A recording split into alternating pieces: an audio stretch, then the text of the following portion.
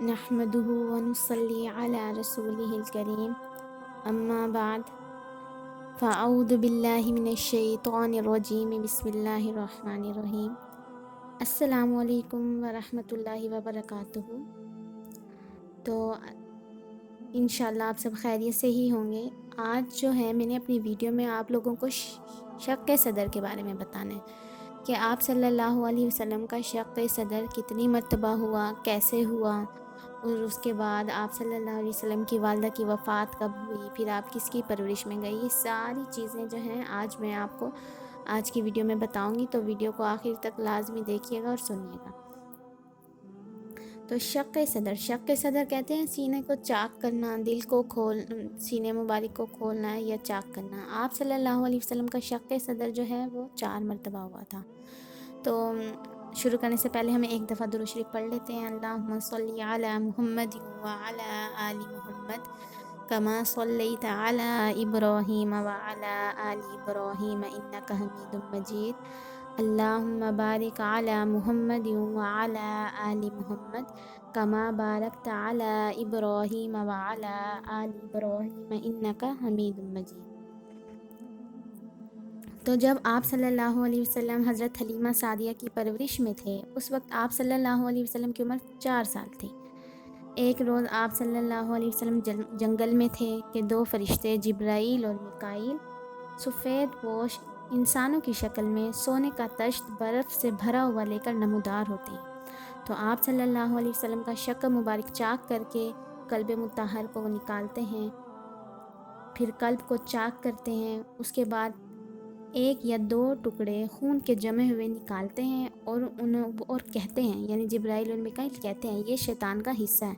پھر شکم اور قلب کو اس تشت میں رکھ کر برف سے دھوتے ہیں اور پھر واپس اپنی جگہ پر، یعنی کہ دل کو اپنی جگہ پر رکھ کر سینے مبارک پر ٹانکے لگاتے ہیں اور دونوں شانوں کے درمیان مہر لگا دیتے ہیں اور چلے جاتے ہیں۔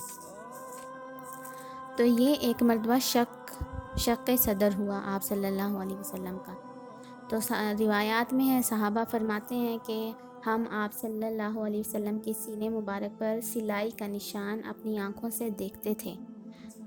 ایک مرتبہ شق صدر معراج کے وقت ہوا تھا جب آپ صلی اللہ علیہ وسلم معراج پر تھے۔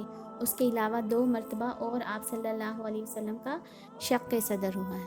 تو جب یہ شق صدر ہوتا ہے تو حضرت جو آپ صلی اللہ علیہ وسلم کے رضائی بھائی ہوتے ہیں وہ بھاگ کر جاتے ہیں اور حضرت حلیمہ کو یہ بات بتاتے ہیں۔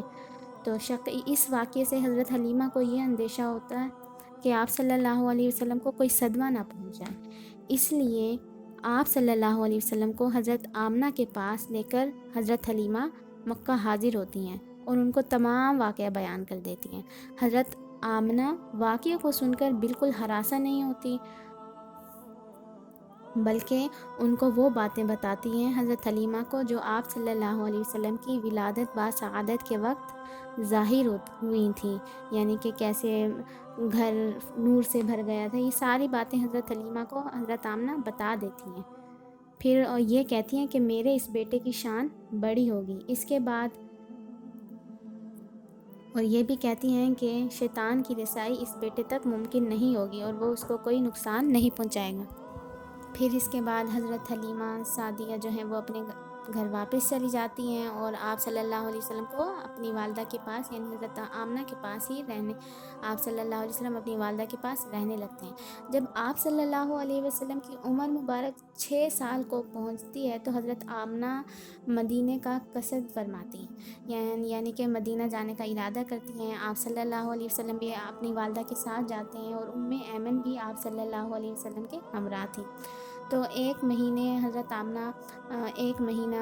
آمنہ نے اپنے مائکے میں قیام کیا، پھر آپ صلی اللہ علیہ وسلم کو لے کر جو ہے آپ کی والدہ واپس ہوتی ہیں۔ راستے میں مقام ابوا میں حضرت آمنہ نے انتقال فرمایا اور وہیں پر وہ مدفون ہوئی، یعنی کہ وہیں پر ان کو دفن کیا گیا۔ انا للہ و انا الیہ راجعون۔ تو آپ صلی اللہ علیہ وسلم کی والدہ کی وفات کے بعد ایمن آپ صلی اللہ علیہ وسلم کو لے کر مکہ حاضر ہوئیں اور آپ صلی اللہ علیہ وسلم کے دادا عبد المطلب کے سپرد کر دیا آپ کو۔ عبد المطلب آپ صلی اللہ علیہ وسلم کو ہمیشہ اپنے ساتھ رکھتے تھے اور عبد المطلب جو ہے جب مسجد حرام میں حاضر ہوتے تو خانہ کعبہ کے سائے میں آپ کے لیے ایک خاص قسم کا جو ہے فرش بچھا دیا جاتا تھا۔ اب اللہ جانے وہ کس طرح کا فرش ہوتا تھا جو حضرت عبد المطلب یعنی کہ آپ کے دادا آپ کے لیے بچھا دیتے تھے، اور کسی کی بھی مجال نہیں ہوتی تھی کہ وہ اس فرش پر قدم رکھے، یہاں تک کہ آپ کے دادا کی جو اولاد تھی وہ بھی اس کے ارد گرد ہی بیٹھتے تھے، اس فرش پر صرف آپ صلی اللہ علیہ وسلم بیٹھتے تھے۔ تو ایک دفعہ ایسے ہوا کہ آپ صلی اللہ علیہ وسلم کے چچا آپ صلی اللہ علیہ وسلم کو اس مسند سے ہٹانا چاہتے تھے، مگر عبد المطلب کمال شفقت سے یہ فرماتے کہ میرے اس بیٹے کو چھوڑ دو، خدا کی قسم اس کی شان کچھ نہیں ہوگی۔ پھر بلا کر اپنے قریب بٹھاتے تھے، آپ صلی اللہ علیہ وسلم کو دیکھتے اور مسرور ہوتے تھے، یعنی کہ آپ کے دادا آپ کو دیکھ کر بہت خوش ہوتے تھے اور بہت شفقت آپ پر کرتے تھے۔ تو روایات میں ہے کہ ایک آدمی فرماتے ہیں کہ زمانے جاہلیت میں اسلام سے قبل حج کے لیے مکہ مکرمہ وہ حاضر ہوتے ہیں۔ ایک شخص بتاتا ہے کہ میں زمانے جاہلیت میں حج کے لیے حاضر ہوتا ہے، تو میں نے دیکھا ہے کہ ایک شخص جو ہے وہ خانہ کعبہ کا طواف کر رہا ہے اور وہ یہ پڑھ رہا ہے، وہ یہ اشعار پڑھ رہے ہیں۔ اب اشعار کا کیا ترجمہ ہے؟ وہ یہ ہے کہ اے اللہ میرے سوار محمد کو واپس بھیج دے اور مجھ پر عظیم الشان احسان فرما۔ تو وہ راوی کہتے ہیں، یعنی جو حدیث بیان کرتے ہیں، وہ کہتے ہیں میں نے لوگوں سے دریافت کیا یہ کون ہے؟ لوگوں نے کہا یہ عبد المطلب ہیں، اپنے پوتے کو گم شدہ اونٹ کی تلاش میں بھیجا ہے، کیونکہ ان کو جس کام کے لیے بھیجتے ہیں اس میں ضرور کامیابی ہوتی ہے۔ آپ صلی اللہ علیہ وسلم کو گئے ہوئے دیر ہو گئی ہے، اس لیے عبد المطلب یعنی کہ آپ کے دادا بے چین ہو کر یہ شعر پڑھ رہے ہیں۔ کچھ دیر نہیں گزرتی کہ آپ صلی اللہ علیہ وسلم واپس آ جاتے ہیں اور اونٹ بھی آپ صلی اللہ علیہ وسلم کے ساتھ ہوتا ہے۔ دیکھتے ہی عبد المطلب یعنی کہ آپ کے دادا آپ صلی اللہ علیہ وسلم کو گلے سے لگا لیتے ہیں اور کہتے ہیں کہ بیٹا تمہاری وجہ سے میں بہت پریشان ہو گیا تھا، میں تمہیں اپنے آپ سے کبھی جدا نہیں کروں گا۔ تو 2 سال تک آپ صلی اللہ علیہ وسلم اپنے دادا عبد المطلب کی تربیت میں رہے۔ جب آپ صلی اللہ علیہ وسلم کی عمر مبارک 8 سال کو پہنچی تو آپ کے دادا بھی اس دنیا سے رخصت ہو گئے۔ اب اس بات میں اختلاف ہے، کچھ کہتے ہیں آپ کے دادا کی عمر 82 سال تھی، کچھ کہتے ہیں 85 سال تھی، کچھ 95 کہتے ہیں، کچھ 110 اور کچھ 120 بھی کہتے ہیں کہ اتنی عمر میں آپ کے دادا نے انتقال فرمایا۔ انتقال کے وقت یعنی انتقال سے ذرا پہلے آپ کے دادا نے ابو طالب یعنی کہ جو آپ کے چچا تھے، حقیقی اور عینی چچا تھے، ان کو اب آپ کے دادا نے یہ وصیت کی کہ ان کو یعنی کہ آپ صلی اللہ علیہ وسلم کو کمال شفقت کے ساتھ رکھنا ہے اور ان کی تربیت اور کفالت کرنی ہے۔ ایمن کہتی ہیں کہ جس وقت عبد المطلب کا جنازہ اٹھا تو آپ صلی اللہ علیہ وسلم کو دیکھا، آپ صلی اللہ علیہ وسلم جنازے کے پیچھے روتے جاتے تھے۔ ایک مرتبہ اور روایات میں یہ بھی آتا ہے کہ ایک مرتبہ آپ صلی اللہ علیہ وسلم سے دریافت کیا گیا کہ آپ کو اپنے دادا یعنی عبد المطلب کا مرنا یاد ہے؟ آپ صلی اللہ علیہ وسلم نے فرمایا اس وقت میری عمر 8 سال تھی۔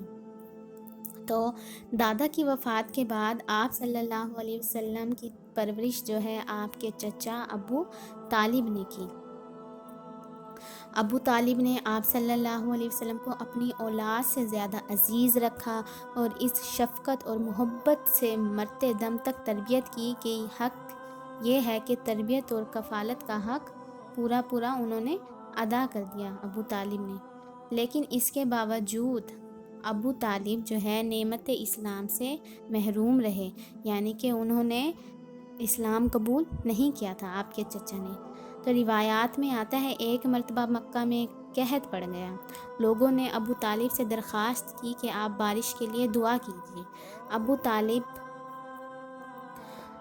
نبی کریم صلی اللہ علیہ وسلم کو لے کر حرم میں حاضر ہوئے اور آپ صلی اللہ علیہ وسلم کی پشت کو خانہ کعبہ سے لگا دیا، اور پھر آپ صلی اللہ علیہ وسلم نے آسمان کی طرف اشارہ فرمایا۔